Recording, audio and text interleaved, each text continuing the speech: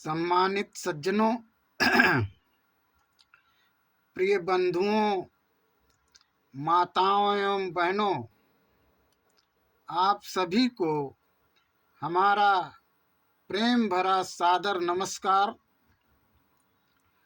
तथा आप सभी का हमारे इस वीडियो पर, इस रील पर पुनः स्वागत, हार्दिक अभिनंदन है।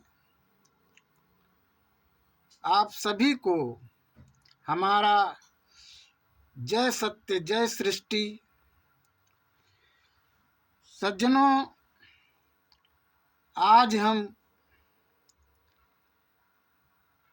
पुनः एक फिर वीडियो रील पर आ गए हैं और राम नाम के दूसरे भाग पर। पिछले वीडियो में हमने बताया था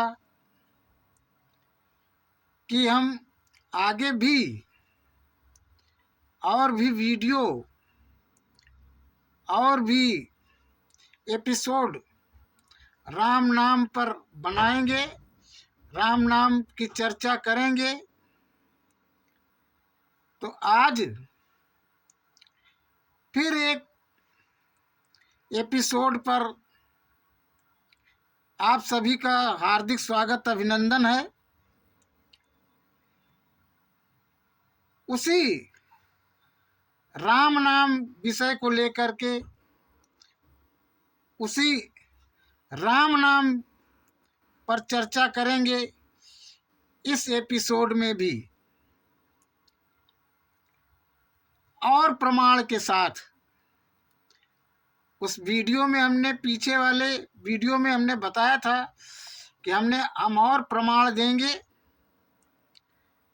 तो और प्रमाण लेकर के हम आए हैं रामचरितमानस से ही। और प्रमाण हम देंगे कि राम नाम क्या है। सज्जनों, हमने पिछले वीडियो में भी बताया कि रामचरितमानस में, रामायण में दो राम हैं। एक निर्गुण निराकार राम जो कबीर के राम हैं, जिसको कबीर साहब ने कहा कि मृग नाभि कुंडल बसे, मृग ढूंढे वन माही, ऐसे घट घट राम है दुनिया जानत नाही। जो सब में रमण कर रहा है, जो सब में रम रहा है, घट घट में रमा हुआ है, घट घट में है, सबके हृदय में है, कण कण में व्याप्त है। उस राम की कबीर ने बात कही है। कबीर ने उस राम की बात की है जो व्यापक है, जो सर्वव्यापी है, सबके घट घट में है, कड़कड़ में है, सबके हृदय में है, सब में रम रहा है, रमण कर रहा है। उस राम की बात कबीर ने कही है जो निर्गुण निराकार है। उस कबीर के राम और दशरथ पुत्र राजा राम, दोनों को मिला करके रामचरितमानस में, दोनों को पिरो करके, दोनों का समन्वय, सामंजस्य करके लिख दिया गया। हमने पिछले वीडियो में भी बताया था कि ये कहने में कोई अतिशयोक्ति नहीं होनी चाहिए कि कबीर को डाउन करने के लिए रामचरितमानस की रचना की गई। रामचरितमानस की रचना दशरथ पुत्र राजा राम को नायक बना करके की गई, जिसमें कबीर के राम को, जो राम व्यापक है, सर्वव्यापी है, घट घट में है, निर्गुण निराकार है, उस राम को उस दशरथ पुत्र राजा राम से जोड़ करके, दोनों को पिरो करके, सामंजस्य करके, समन्वय करके लिख दिया गया।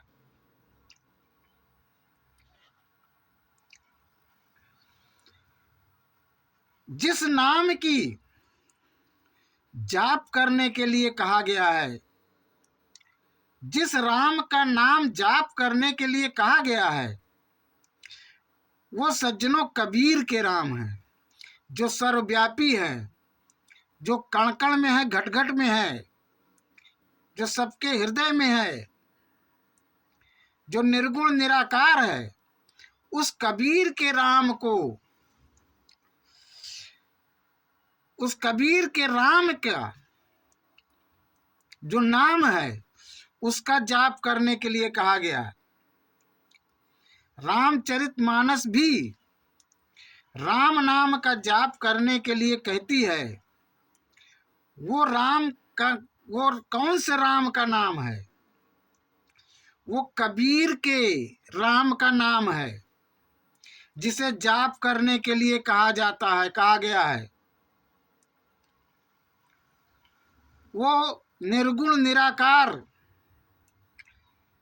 सर्वव्यापी, जो कण में समाया हुआ है, घट घट में रमण कर रहा है, सब जगह रम रहा है, सबके हृदय में है। उस कबीर के राम के नाम को जाप करने के लिए कहा गया है। उस राम के नाम का जाप करने के लिए कहा गया है, ना कि दशरथ पुत्र राजा राम के नाम को। दशरथ पुत्र राजा राम के नाम, दशरथ पुत्र राजा राम का नाम राम है,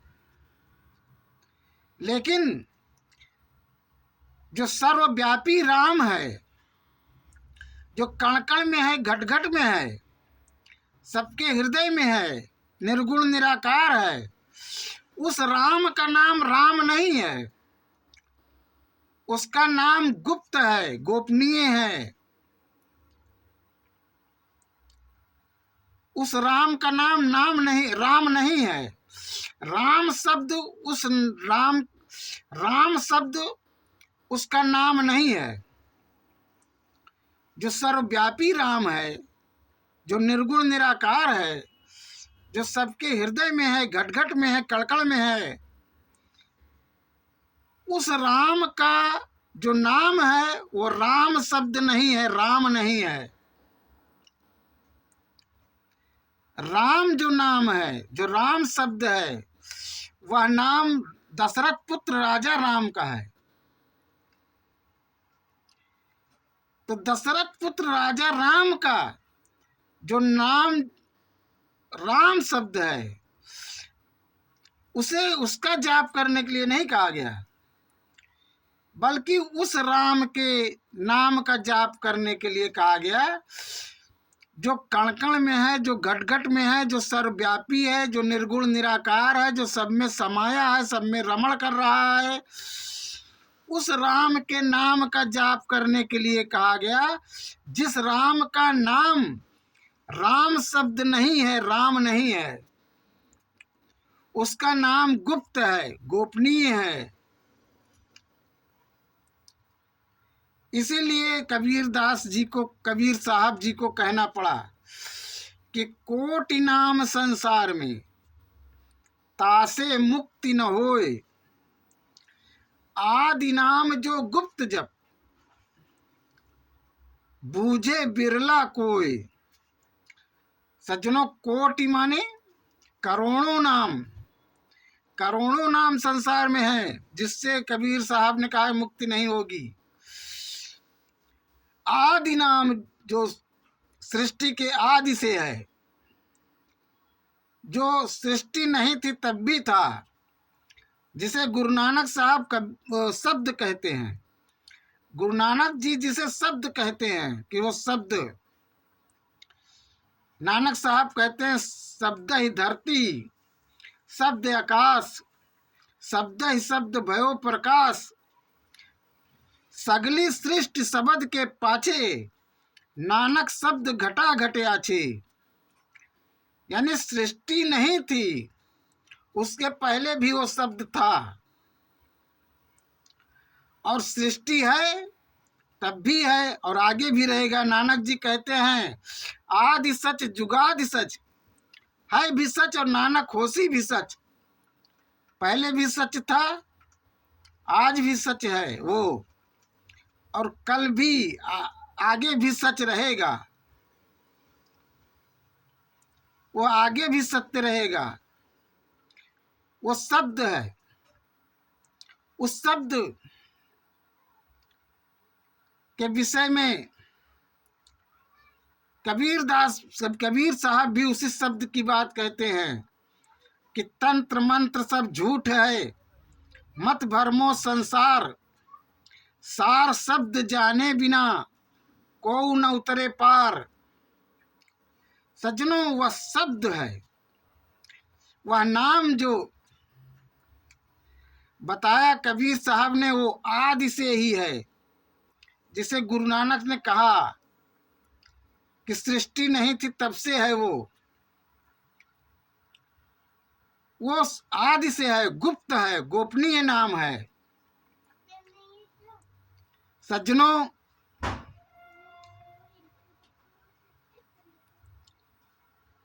आप सभी ने इस कण कण में आप सभी को दो चीजें मिलेंगी।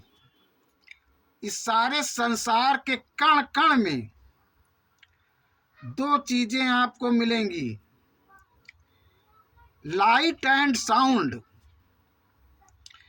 किसी भी चीज को आप तोड़िए, किसी भी चीज का आप खंडन कीजिए, टूटेगा जब वो। किसी भी चीज को आप तोड़ेंगे तो उसमें दो चीजें निकलेंगी, आवाज निकलेगा और प्रकाश निकलेगा। लाइट निकलेगी और साउंड निकलेगा। लाइट और साउंड निकलेगा, दो चीजें निकलेंगी।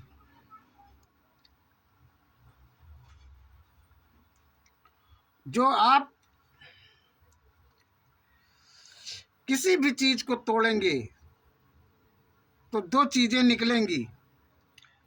वही दो चीज जो जो प्रकाश है, वह जो है चेतना का जो है वो स्वरूप है, चेतना का विराट स्वरूप है जो प्रकाश है,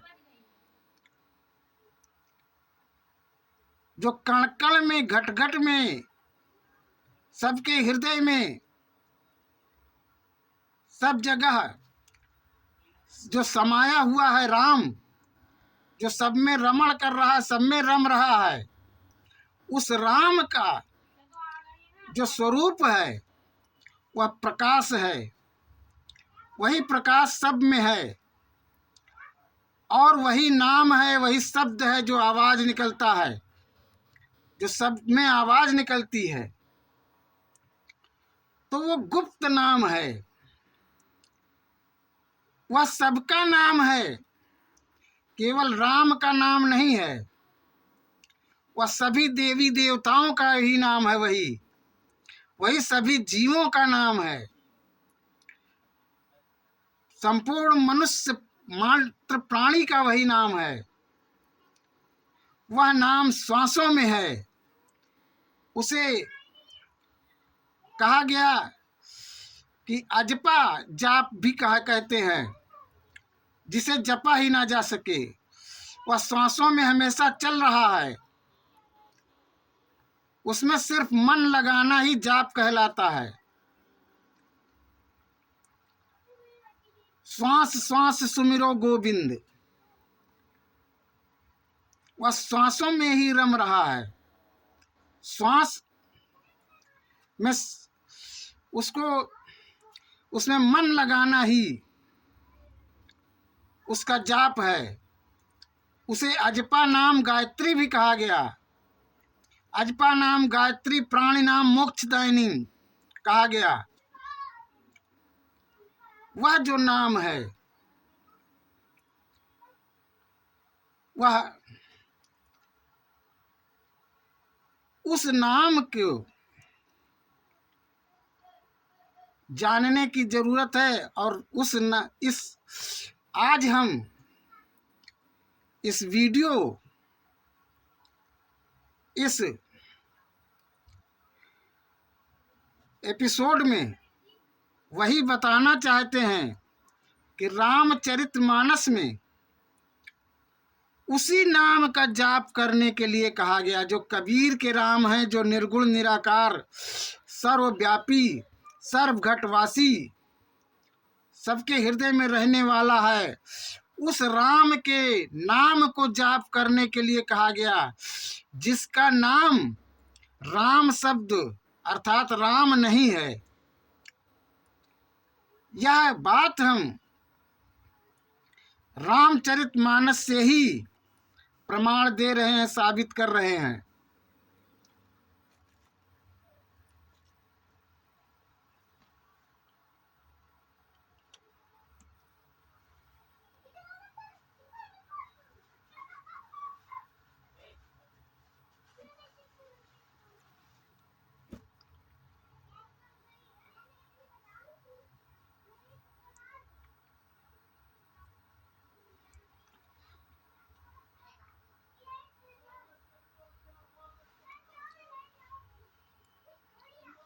सज्जनों,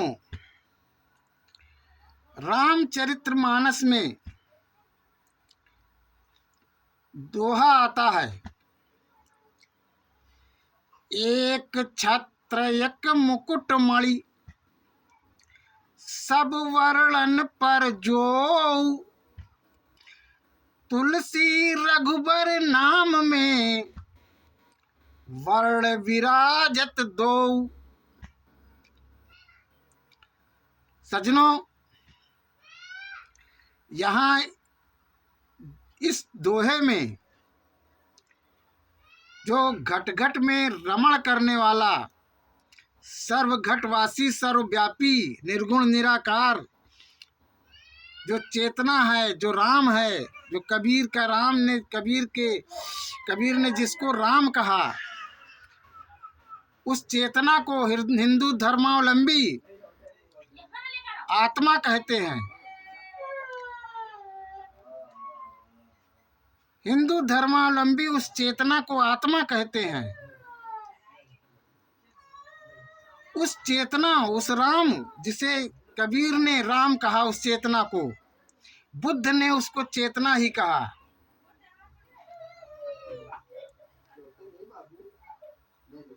उस चेतना को, वो जो चेतना है, जो जिसे हिंदू धर्मावलंबी आत्मा कहते हैं, जो कबीर का राम है, सर्वव्यापी है, सर्वघटवासी है, निर्गुण निराकार है, उस राम को इस दोहे में रघुपति कहा गया, रघुबर कहा गया। सज्जनों, रघुबर का अर्थ होता है, रघु का अर्थ होता है घर का मालिक, घर में रहने वाला। रघुबर का अर्थ है कि घर का मालिक, घर में रहने वाला, अर्थात इस घर में रहने वाला, इस घर में जो रहता है वह रघुबर, वह राम, उसके नाम के विषय में यह दोहा कह रहा है। कह रहा है, एक छत्र एक मुकुट मणि सब वर्णन पर जो, तुलसी रघुबर नाम में वर्ण विराजत दो। सज्जनों, दोहा कह रहा है कि जो उस राम का नाम है, उस नाम में एक छत्र एक मुकुटमणि लगता है। अब साथियों, एक छत्र एक मुकुटमणि सब वर्णन पर जो, अर्थात दोहा कह रहा है कि सभी वर्णों पर, वर्णमाला के जितने वर्ण हैं, छोटा आ से लेकर के ज्ञ तक, वह सभी वर्णों पर वह ऊपर ही रहता है, नीचे नहीं आता। वह ऊपर लगता है सभी वर्णों पर। वर्णमाला के जितने वर्ण हैं, आ से लेकर ज्ञ तक, सबके वह ऊपर लगता है। वह एक छत्र एक मुकुटमणि है। अब सज्जनों, वह एक छत्र एक मुकुटमणि क्या है? वह एक छत्र एक मुकुटमणि है चांद की बिंदी, जिसे चंद्र बिंदी कहते हैं।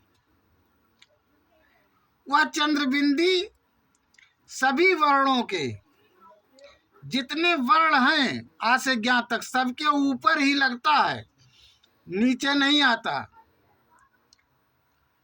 वह चंद्र बिंदी जो है,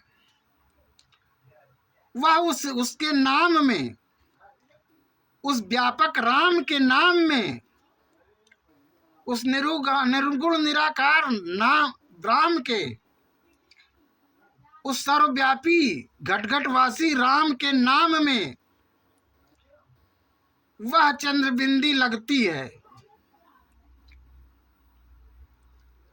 वही चंद्रबिंदी इस्लाम में चांद और तारा का काम करती है, जो इस्लाम में का प्रतीक है, जो इस्लाम का चिन्ह है, चांद और तारा, वही चंद्रबिंदी है।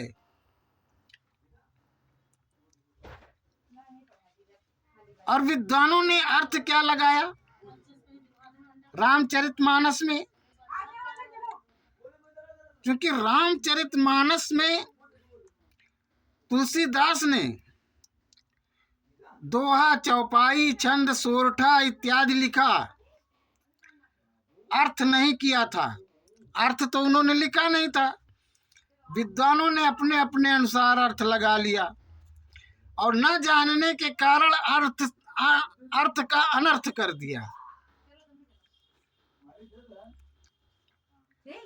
विद्वानों ने अर्थ क्या लगाया कि वह चंद्रबिंदी अनुस्वार बन करके रा बन गया, ऐसे राम हो गया।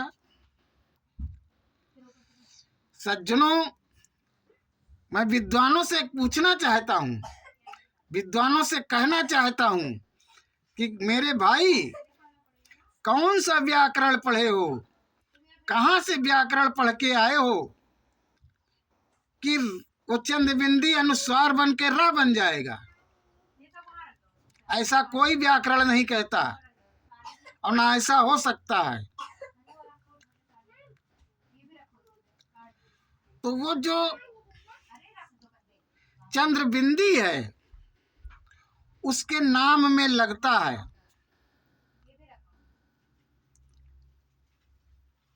वह रा नहीं बन सकता, वह चंद्रबिंदी ही रहेगा, और वह उस नाम में लगता है। अब सोचो सज्जनों, विचार करो, मंथन करो, चिंतन करो कि वह नाम क्या है, वह नाम क्या हो सकता है। सोचो, समझो, विचार करो, चिंतन करो, क्योंकि वह शब्द राम नहीं है।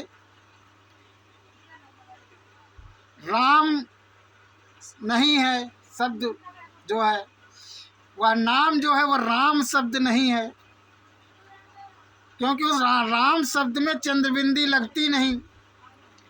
राम शब्द जो है उसमें चंद्रबिंदी नहीं लगती है। तो फिर कौन सी ऐसा नाम है जिसमें चंद्र बिंदी लगती है? अब सजनों, इस बात से बहुत से लोग, बहुत से विद्वान कहेंगे कि ओम हो सकता है, ओम में चंद्र बिंदी ऊपर लगती है, ओम हो सकता है। सज्जनों, ओम भी नहीं है। यूं तो गुरु नानक साहब ने भी इसको काट दिया है, कहा कि ओमकार निश्चय भया सो करता मत जान, साचा शब्द गुरुदेव का पर्दे में पहचान। ओम भी नहीं है।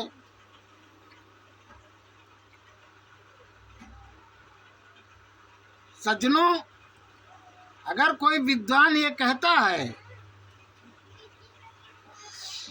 कि ओम है, तो ओम भी नहीं है। ओम इसलिए नहीं है, इसलिए भी नहीं है ओम।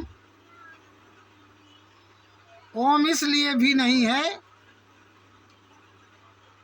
क्योंकि गीता में भगवान श्री कृष्ण भी कहते हैं कि वह ओम नहीं है, ओम शब्द नहीं है। गीता में भगवान श्री कृष्ण अर्जुन से कहते हैं कि तस्मात् सर्वेषु कालेषु मां मुनीश्वर युद्ध च। हे अर्जुन, तू सतत मेरा निरंतर सुमिरन करते हुए युद्ध कर। अब सज्जनों, कौन सा ऐसा नाम है जो युद्ध करते समय भी आदमी कर सकता है, सब कुछ करते हुए भी आदमी कर सकता है वो उस नाम का सुमिरन? उस नाम का सुमिरन सोते समय भी हो सकता है। कौन सा ऐसा नाम है जिसका सुमिरन सोते समय भी हो सकता है, हर समय हो सकता है, युद्ध करते समय भी हो सकता है? तो सज्जनों, गीता कहती है, श्री कृष्ण कहते हैं कि ओमित का अक्षरम ब्रह्म। ओम जैसा है वो शब्द, लेकिन ओम नहीं है। वह शब्द ओम जैसा है, लेकिन ओम नहीं है। सज्जनों, 4 प्रकार की वाणी ग्रंथों में बताई गई है। परा, पश्यन्ती, मध्यमा और वैखरी। सज्जनों, पश्यन्ती यहाँ से आकर के नाभि से और कंठ तक आकर के वैखरी कहलाती है, वो मध्यमा कहलाती है। कंठ तक आकर मध्यमा कहलाती है और बोलने पर वैखरी कहलाती है। बोलने पर वैखरी हो गई। और रह जाती है परावाणी। परावाणी जो है वो जबान का विषय नहीं है, मुंह का विषय नहीं है। वो परा जो शब्द है, परा जो वाणी है, वह मन की वाणी है, अंतरात्मा की वाणी है। वह मुंह से बोला ही नहीं जा सकता, जीभ से बोला ही नहीं जा सकता। इसीलिए उसे अव्यक्त अक्षर कहा गया, उस नाम को। जो वह नाम है उसको इसीलिए अव्यक्त अक्षर कहा गया, जो व्यक्त नहीं हो सकता। जो व्यक्त नहीं हो सकता वह अव्यक्त अक्षर वह नाम है। ओम शब्द जो है वो आकार, उकार, मकार, ये 3 फार्मों से बनता है। आकार, उकार और मकार 3 फार्मों से बनता है ओम शब्द। जो कि परा वो पश्यंती, मध्यमा और बैखरी वाणी में ही आता है। परा वाणी में ओम शब्द नहीं आता, क्योंकि ओम तो बोल दिया जाता है। ओम शब्द जो है वो परा वाणी में नहीं आता, इसलिए वह नाम जो है ओम भी नहीं है। सज्जनों, जो विद्वान जो लोग ये कहते हैं कि वह नाम ओम है, ओम ही है, तो उनको भी रामचरितमानस से ही बात बताता हूँ। रामचरितमानस से ही प्रमाण देने जा रहा हूँ। सुनिए, रामचरितमानस में कहा गया है कि वर्षा ऋतु रघुपति भगति, तुलसी साली सुदास। वर्षा ऋतु रघुपति भगति, तुलसी साली सुदास। राम नाम वर्ण वर्ण युग, सावन भादौ मास। वर्षा ऋतु रघुपति भगति, तुलसी साली सुदास। राम नाम वर्ण वर्ण युग, सावन भादौ मास। सज्जनों, रामचरितमानस इशारा करती है कि वह जो राम नाम के दो अक्षर हैं, जो उस नाम के दो अक्षर हैं, जो उस राम के नाम के दो अक्षर हैं जिसमें चंद्रबिंदी लगती है, वह अक्षर जो उसका वास्तविक नाम है, वह नाम वर्णों के युग में, यानी वर्णमाला के युग में, जो वर्णमाला का युग है, आ से ज्ञा तक जो वर्णमाला चलती है, छोटा बड़ा से लेकर के ज्ञा तक के, उस वर्णमाला के युग में वह जो नाम के दो वर्ण हैं, दो शब्द हैं, वह सावन और भादों के महीने जैसा है। जैसे सावन के बाद तुरंत भादो आता है, ऐसा वह शब्द है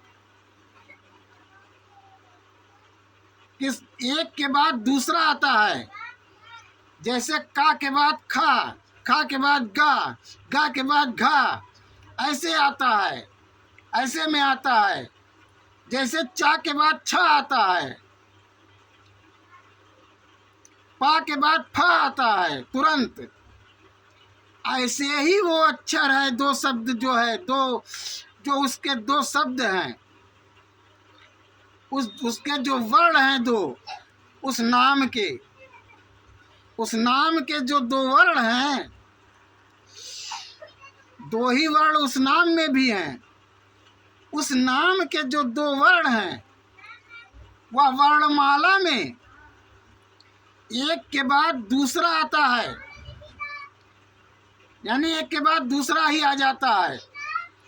ऐसा है जैसे सावन के बाद भादों का महीना तुरंत आ जाता है, सावन भादो मास।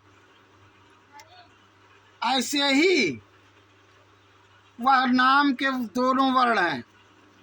अब सज्जनों, विचार करो, राम शब्द में वर्णमाला लेकर के बैठ जाइए और देखिए राम शब्द में रा कहाँ आता है और माँ कहाँ आता है, माँ और रा कहाँ आता है। एक के बाद दोनों आते हैं बड़ा तुरंत? नहीं आएंगे। ओम में भी नहीं आता। ओम का भी आ कहाँ है और माँ कहाँ है? वर्णमाला में आ कहाँ पे आता है, वह माँ कहाँ पे आता है? आ कहाँ पे आता है और माँ कहाँ पे आता है? वर्णमाला में एक के बाद दूसरा नहीं आता, तो ओम कैसे हो जाएगा? वह नाम ओम भी नहीं है, भले ही उस पर चंद बिंदी लगती है, लेकिन ओम भी वह नाम नहीं है, क्योंकि एक के बाद दूसरा वर्ण आना चाहिए वर्णमाला में। और आ कहाँ आता है और माँ कहाँ आता है वर्णमाला में, एक के बाद दूसरा नहीं है, इसलिए ओम भी नहीं है। ओम कैसे हो जाएगा? ओम भी नहीं है वह नाम। वह नाम सज्जनों सच्चे संत से, सच्चे जो तत्वदर्शी संत होता है, जो तत्व को जानने वाला संत होता है,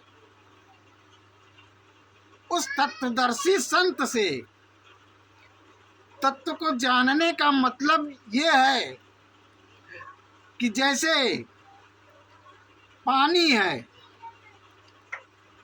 पानी है जिसे जल भी कहते हैं, उसको लोग तरह तरह के नामों से जानते हैं। कोई वाटर कहता है, कोई नीर कहता है, कोई पानी कहता है, कोई जल कहता है, कोई आब कहता है, कोई द्रव पदार्थ कहता है, कोई तरल पदार्थ कहता है।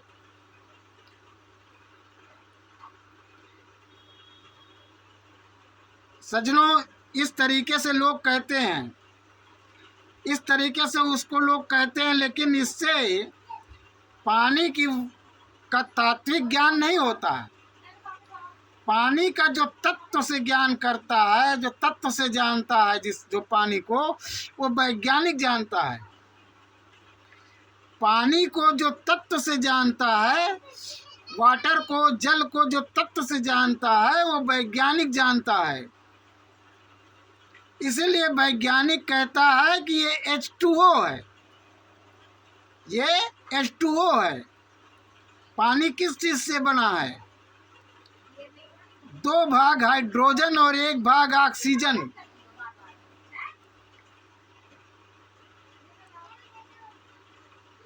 जो हाइड्रोजन और ऑक्सीजन है, ये पानी के तत्व हैं। विज्ञान उसी को मानता है। विज्ञान उसको तत्व से जानता है, कहता है ये H2O है, ये हाइड्रोजन और ऑक्सीजन है, ये हाइड्रोजन और ऑक्सीजन का मिश्रित है, मिश्रण है।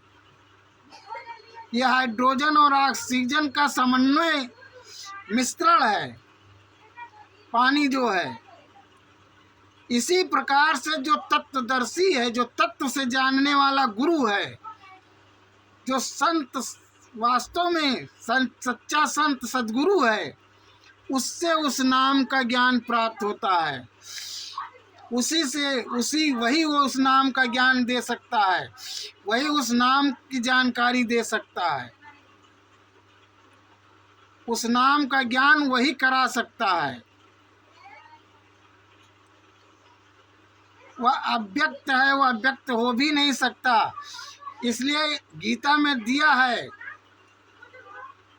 श्री कृष्ण ने अर्जुन को स्पर्श करके उसका ज्ञान कराया था।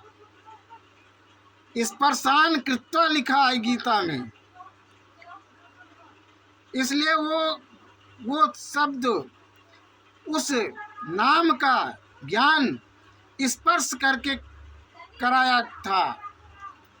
तो ये वो सच्चा संत जो सद्गुरु होता है, तत्ववेत्ता जो होता है, वो कराता है। उसके द्वारा उस नाम कराया जाता है, वो उससे प्राप्त हो सकता है, उसी के द्वारा प्राप्त किया जा सकता है। सज्जनों, जब भी किसी को उस नाम को जानने की जिज्ञासा बने तो संपर्क कर सकते हैं।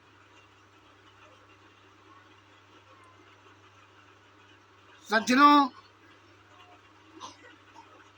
वह हर समय हर क्षण उस नाम का जाप होता रहता है। केवल उसमें मन लगाना रहता है। मन लगाना ही जाप कहलाता है।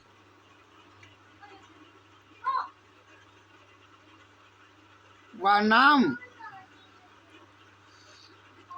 उस नाम को कहा गया कि रामचरितमानस में कहा गया कि श्री रामेति रामेति रामेति मनोरमे सहस्त्र नाम तत्तुल्यम श्री राम नाम वरानने। सज्जनों, रामेति रामेति रामेति मनोरमे, मनोरमे का मतलब है जो मन में राम रमा हुआ है, जो राम मन के अंदर रमा हुआ है, उस राम का नाम जो मन के अंदर है, वह नाम सैकड़ों नामों के बराबर एक नाम है, जिसे शिव जी भी जाप करते हैं। रामचरितमानस कहता है कि सहस्त्र नाम सम सुन शिव वाणी, और जपिए जाय पिय संग भवानी। सैकड़ों नामों के बराबर एक नाम जान करके पार्वती जी अपने पति के साथ उसका जाप करती हैं।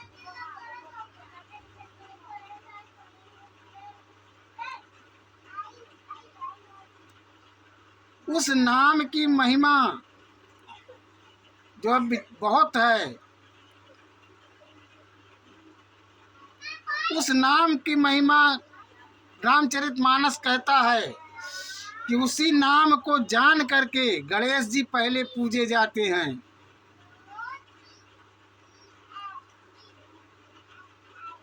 महिमा जासु जान गण राउ, प्रथम पूजियत नाम प्रभाऊ।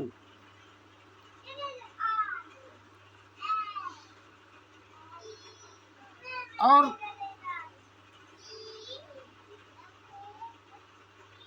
उस नाम की महिमा रामचंद्र जी कहते हैं रामचरितमानस में कि कहाँ कहाँ लगी नाम बढ़ाई, राम न सकहि नाम गुण गाई। उस नाम की महिमा दशरथ पुत्र रामचंद्र जी भी नहीं गा सकते, इतना बड़ा महिमा है उस नाम की।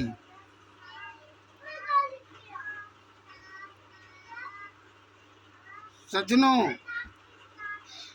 ब्रह्म राम ते नाम बड़, वरदायक वरदान। रामायण सतकोटि मह, लिए महेश जिय जानी। ब्रह्म से और राम से भी वह नाम बड़ा है, जो वर देने वालों को भी वर देता है, वरदान देने वालों को भी वरदान देता है। पूरे रामायण में शिव जी ने उसे जाना।